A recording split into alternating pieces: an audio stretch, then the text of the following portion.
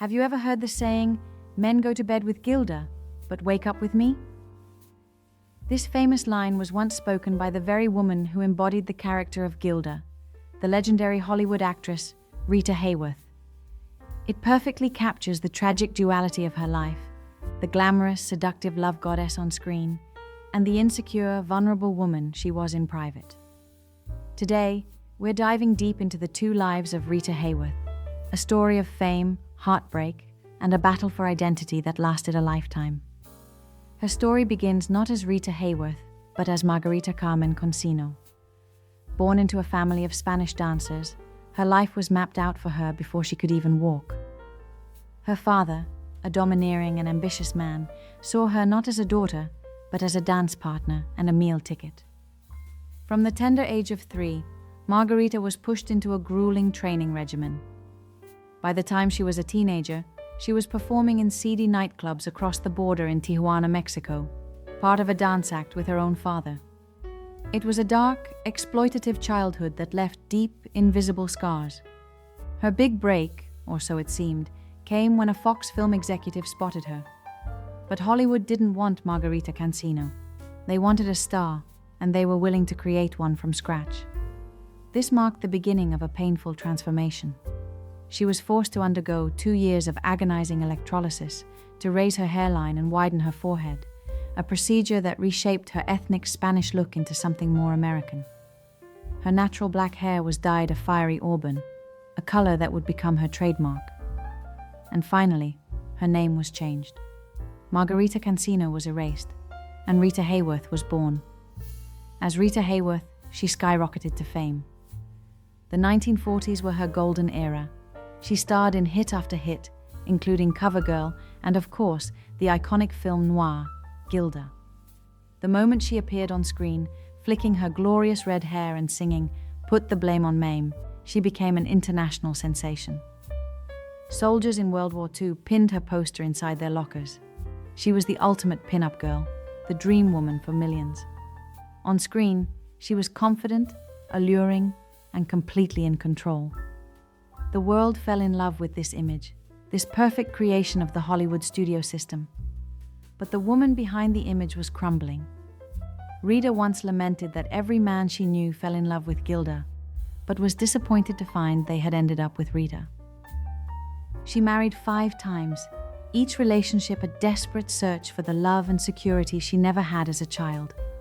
Her first husband, Edward Judson, was a controlling man almost twice her age who managed her career, but also her entire life, mirroring the control her father once had. Then came Orson Welles, the genius filmmaker. Their marriage was passionate and intellectual, but ultimately couldn't withstand the pressures of their careers and Welles' own larger-than-life personality.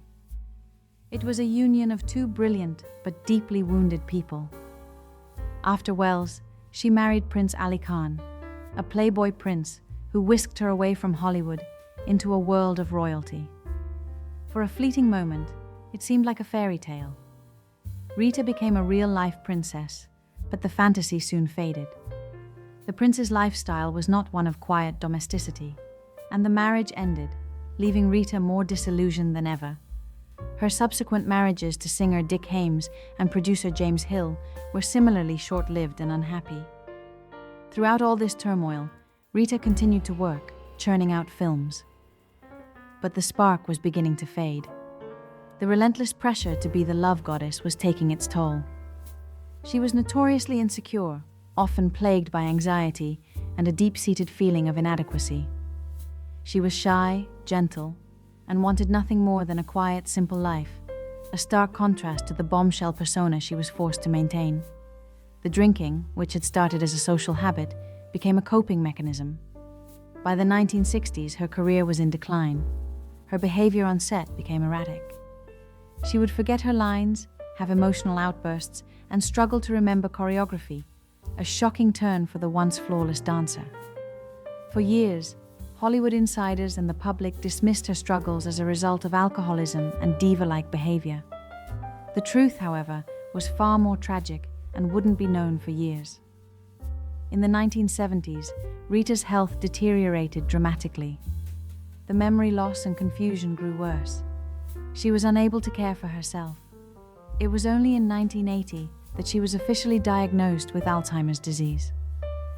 At the time, Alzheimer's was a little-known and deeply misunderstood condition. Rita Hayworth became one of the first public faces of the disease, and her diagnosis brought unprecedented awareness to the devastating illness. Her daughter, Princess Yasmin Aga Khan, became her devoted caretaker. She dedicated her life to looking after her mother and raising awareness and funds for Alzheimer's research. It was a final, poignant chapter in a life filled with so much public spectacle and private pain. Rita Hayworth passed away in 1987 at the age of 68. Rita's story is a cautionary tale about the price of fame and the danger of confusing image with reality. The world wanted Gilda, the seductive fantasy, but in doing so, it overlooked the needs of Margarita, the vulnerable girl who just wanted to be loved for who she was. She was a product of a system that built her up only to watch her fall, a system that valued her beauty and sex appeal over her humanity. Yet, through it all, her legacy endures. Not just as the breathtaking star of Hollywood's golden age, but as a symbol of a silent struggle that so many face. Her life reminds us to look beyond the glittering facade and to have compassion for the real person underneath. Thank you for watching. If you found this story moving, please like this video and subscribe to our channel for more deep dives into the lives of fascinating figures. Let us know in the comments which Hollywood legend you'd like us to explore next. See you in the next one.